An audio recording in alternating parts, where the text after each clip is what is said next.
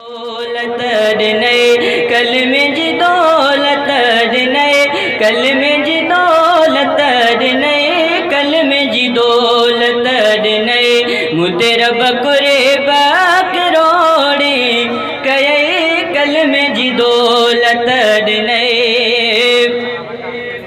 मौलाना इमदादुल्लाह मेलो मचायो वा कायदे सिंध कादरपुर में आयो वा मेहमान पुगा सारा हक जा लगी व्या नारा।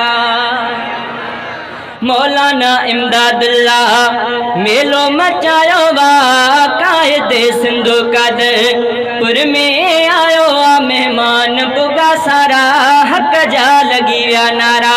मेहमान पुगा सारा हक जा लगी व्या नारा।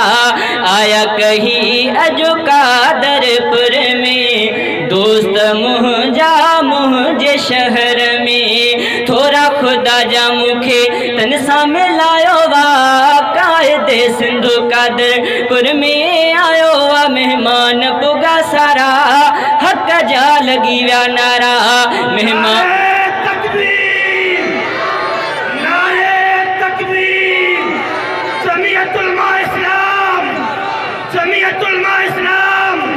शाने मुस्तफा शाने सहाबा शाने अहले बैत जिंदा है जमीयत जिंदा है जमीयत नारे तकबीर।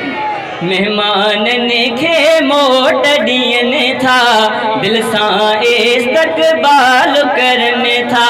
मौलाना असदुल्लाह घोड़ो घुरायो वा भुट्टे ही दीनी जलसो वह जो करायो वा मेहमान पुगा सारा हक जा लगी व्या नारा।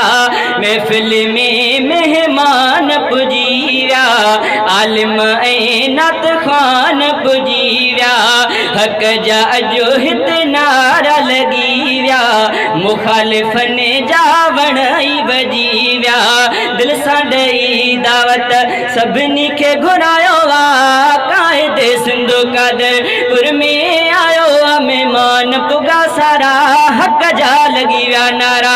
महफिल जो उनवान वा सीरत वाह वणी देस्तार फजीलत केड़ी कया तारीफ मयारो दीन जदाई दे थो इदारो। रब जो कुरान तने सीने समायो वा कायदे सिंध कादरपुर में आयो वा मेहमान पुगा सारा हक जा लगी व्या नारा। अली मोहम्मद शेर लिखियो वा मेहमान ने खे वेलकम क्यो वा। अली मोहम्मद शेर लिखियो वा मेहमान ने खे मूं वेलकम क्यो वा।